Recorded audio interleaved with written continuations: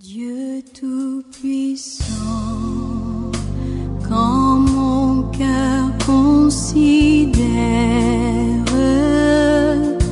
tout l'univers créé par ton pouvoir. Ave Maria, frères et sœurs bien-aimés, bienvenue à notre rendez-vous pour la méditation sur les grands personnages de la Bible, des modèles de tous les temps. Et nous devons savoir, frères et sœurs, aussi bien dans notre vie ordinaire que dans notre vie de foi, une question fondamentale nous vient à l'esprit.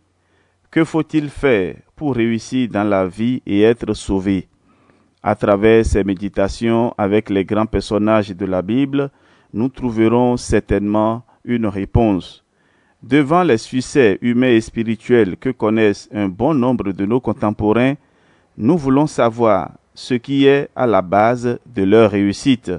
Et c'est vrai, ceux qui cheminent sur la voie de la perfection et aspirent à la sainteté cherchent au quotidien l'ensemble des comportements qu'ils doivent adopter afin de plaire à Dieu.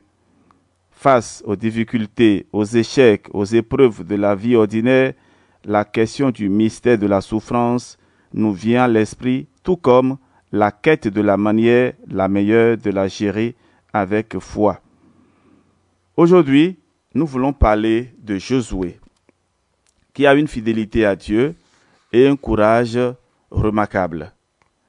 Josué est le fils de Nun de la tribu d'Éphraïm. 1 Chroniques, chapitre 7. Auxiliaire de Moïse, il va lui succéder à la tête des tribus d'Israël. Exode 24, Deutéronome chapitre 1. Au départ, il s'appelle Osée, Oshéa, qui veut dire salut. Par la suite, Moïse va transformer ce nom en Yehoshua, Yahvé sauve, pour exprimer dans le futur la manifestation de la puissance de Dieu. Nous lisons cela dans le livre des Nombres au chapitre 13. Josué, appelé à succéder à Moïse, a évolué dès l'enfance à ses côtés et a appris comment remplacer valablement un leader charismatique. Il faut savoir préparer la relève. Un dauphin ne s'improvise pas. Bien que désigné par Dieu, il doit être préparé. Josué entre en scène lors de la bataille contre les Amalécites à Réphidim. C'est lui qui va rassembler la troupe chargée de combattre l'ennemi sur la plaine pendant que Moïse prie sur la montagne. Grâce à Dieu, ils en sortent vainqueurs. Exode chapitre 17. Celui qui est appelé à remplacer un leader doit, à travers les petites responsabilités et missions qui lui sont confiées, faire preuve de bravoure, de courage et de combativité. Quand Moïse monte au Sinaï, où la gloire de Dieu lui est manifestée, Josué l'accompagne, mais sans arriver au sommet. Exode 24. À la descente de la montagne, après 40 jours et 40 nuits, en écoutant les bruits du peuple qui s'est égaré en adorant le veau d'or, Josué pense que c'est une nouvelle bataille. Exode 32. Dès son jeune âge, il est le seul à accompagner Moïse à l'intérieur de la tente de la rencontre qu'il ne quitte jamais. Nous lisons cela dans le livre de l'Exode au chapitre 33. Soucieux de l'autorité et du prestige de son maître Moïse, il s'offusque de savoir que le don de prophétie peut être accordé sans son intervention. Nombre chapitre 11. Quand bien même l'on est pressenti et même désigné comme dauphin ou successeur, il faut rester encore pendant quelques années à l'école du maître, patiemment, sans chercher à le bousculer. Tout meneur d'hommes qui veut réussir doit être à la fois combatif, courageux, fort et avoir une vie spirituelle profonde. Il fera partie de l'équipe chargée par Moïse d'explorer Canaan avant d'y pénétrer. Au moment où par peur des ennemis rencontrés en face, le peuple se soulève contre Moïse et Aaron et perd confiance en Dieu, Josué et Caleb vont rester confiants dans les promesses de Dieu et fidèles au chef que Dieu a donné à son peuple.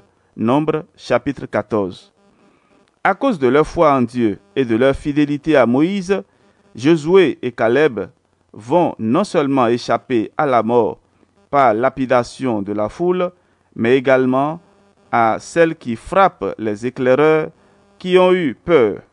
Mieux encore, le Seigneur va leur donner l'assurance d'entrer dans la terre promise. Nombre chapitre 14. Frères et sœurs, un futur meneur d'hommes ne doit pas avoir peur quand bien même tout le peuple est découragé. Il doit rester ferme dans sa foi, plein de confiance en Dieu et fidèle à son maître. Puisque Moïse et tous les Hébreux âgés de plus de 20 ans ne devaient pas entrer à Canaan, c'est à Josué qu'échoua l'honneur et la responsabilité d'introduire Israël dans la terre promise. Deutéronome chapitre 1er. Choisi par Dieu pour succéder à Moïse, Josué est investi solennellement devant tout le peuple d'Israël comme coadjuteur de Moïse. Le prêtre Éléazar, fils d'Aaron, est aussi désigné pour l'assister et l'aider à discerner les volontés divines. Nombre chapitre 27. Chers amis, on ne s'impose et ne s'improvise pas pour succéder à un leader. L'on est choisi par Dieu. Alors pour mieux assumer cette charge, Moïse va bien préparer Josué de sorte que lorsqu'il meurt au mont Nebo, c'est tout naturellement que Josué lui succède, qu'il obtient la reconnaissance et l'obéissance de tout le peuple. Une bonne transition dans un esprit de continuité dans la conduite d'un peuple se prépare et doit se faire sans heurts. Josué, sous la houlette du Seigneur, va faire traverser au peuple le Jourdain, introduire et établir les fils d'Israël à Canaan, tout en les maintenant dans la fidélité à la loi. Ainsi donc, 3 faits marquants vont ponctuer l'exercice de ces fonctions. La traversée du Jourdain, Josué chapitre 3 à 5, la conquête de Jéricho, Josué chapitre 2, et la grande assemblée de Sichem avec le renouvellement des engagements de l'alliance du Sinaï. Josué chapitre 23. Un leader charismatique doit avoir à cœur de maintenir le peuple qui lui est confié dans l'alliance et la fidélité à la loi du Seigneur. Josué meurt à 110 ans, âge idéal donné aux bons serviteurs du Seigneur. Il sera enterré dans la montagne d'Éphraïm à Timnath-Séra. Nous lisons cela dans le livre de Josué, chapitre 24, et également chapitre 19, 24 à 30. Mon cœur heureux s'écrie à chaque instant. Ô Dieu d'amour, que tu es grand. Mais quand je songe au sublime Oui, frères et sœurs, quand je songe au sublime mystère qu'un Dieu si grand a pu donner sa vie pour moi, je m'incline et je l'adore. Oui, nous allons parler à présent de Samuel. Et parlant de Samuel, il y a la consécration à Dieu, l'écoute et l'obéissance comme vertu. Samuel est le personnage clé qui fait la transition entre les juges et la monarchie. Son père Elkana était de la tribu d'Éphraïm et sa mère s'appelait Anne. Samuel doit sa naissance aux prières de sa mère, longtemps restée stérile. Premier livre de Samuel, chapitre 1er. L'enfant est un don de Dieu, frères et sœurs. Le Seigneur peut accorder ce don à toute femme stérile qui se confie à lui dans la prière. La prière doit être le principal recours des femmes qui n'arrivent pas à avoir d'enfants. Très tôt, sa mère Anne le consacre au Seigneur. Au sanctuaire de Silo, Samuel est permanemment à côté de l'arche de l'Alliance, assumant les fonctions de servant auprès du prêtre Élie, où il apprend la loi. Ses parents lui rendent visite chaque année au temple et reçoivent la bénédiction du prêtre. Les parents doivent très tôt, par le baptême, consacrer leurs enfants au Seigneur et leur apprendre à se familiariser avec le Seigneur dans la prière et la fréquentation de l'Église. Aussi bien pour l'éclosion des vocations sacerdotales et religieuses que pour tout autre métier ou travail, il est nécessaire d'évoluer, de grandir aux côtés d'une personne expérimentée. Une nuit, alors que Samuel est couché près de l'arche de l'Alliance, il entend une voix qui l'appelle.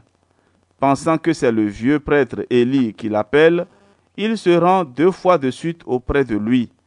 La 3e fois, comprenant que c'est le Seigneur qui appelle l'enfant, le vieux prêtre lui indique comment répondre. « Parle, Seigneur, ton serviteur écoute. » En répondant de cette manière, le Seigneur lui révèle que c'est lui qui va remplacer le prêtre Élie, parce que ses fils se comportent mal. Le jeune Samuel ne manque pas, malgré lui, de dire à l'ancien l'objet de la révélation.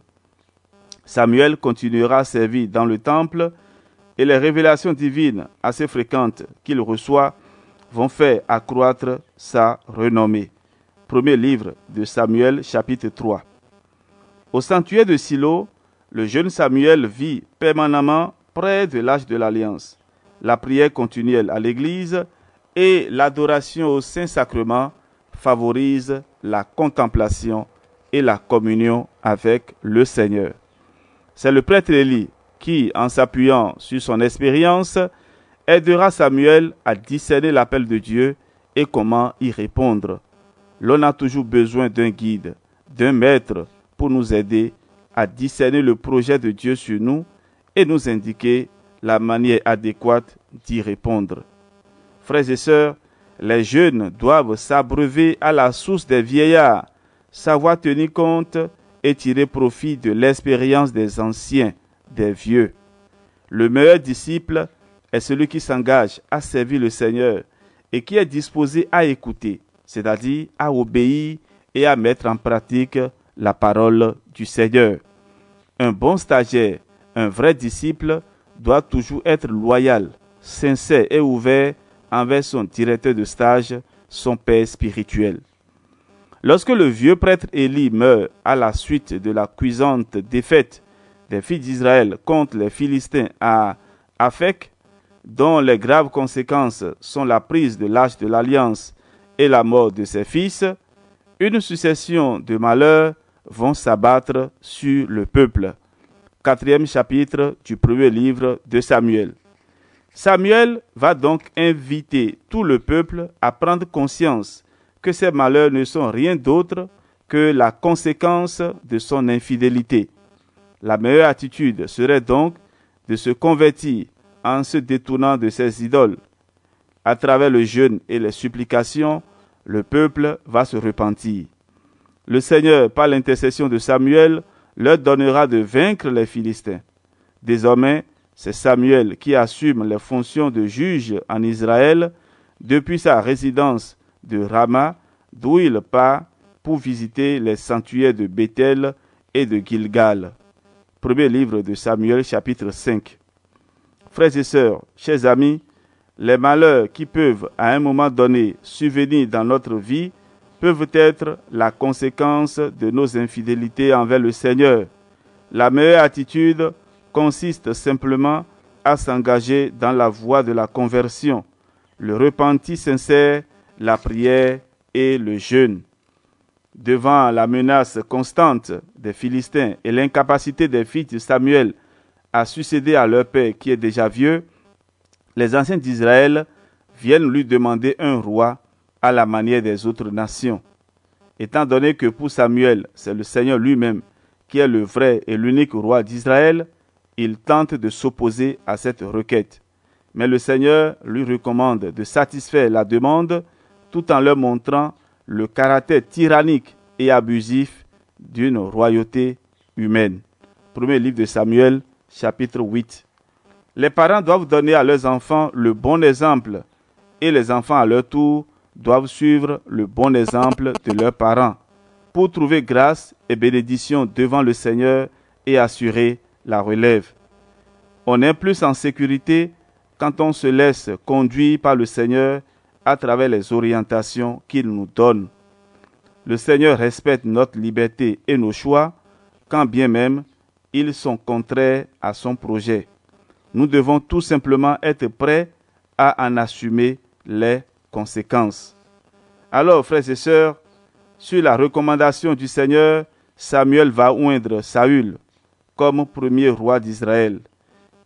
Mais même si leur demande a été exaucée, pour Samuel, les filles d'Israël devront garder fortement ancré dans leur cœur que c'est le Seigneur seul qui est leur maître. Mieux encore, ils devront lui rester fidèles et éviter le mal, sans quoi ils périront. À la suite des fautes répétées, Saül est rejeté par le Seigneur et Samuel reçoit la mission d'aller oindre l'un des fils de Jessé comme roi d'Israël. C'est le jeune David qui est élu par le Seigneur. Frères et sœurs, c'est la fidélité au Seigneur qui assure la stabilité, la prospérité et le succès d'un gouvernement. Les infidélités envers le Seigneur conduisent inéluctablement à la déchéance. C'est à Rama que Samuel meurt. Tout le peuple va l'enterrer dans les larmes et les lamentations. Premier livre de Samuel, chapitre 25. Frères et sœurs, nous nous arrêtons là pour aujourd'hui. Dans la prochaine méditation, nous parlerons de David qui a succédé à Saül. Et nous bénissons le Seigneur pour ces méditations qui nous aident à grandir dans la foi. Si vous avez des questions particulières ou si vous voulez recevoir directement nos méditations, n'hésitez pas à nous écrire par WhatsApp, plus 229 67 20 14 14. Que le Seigneur vous bénisse et vous protège, au nom du Père et du Fils et du Saint-Esprit. Amen.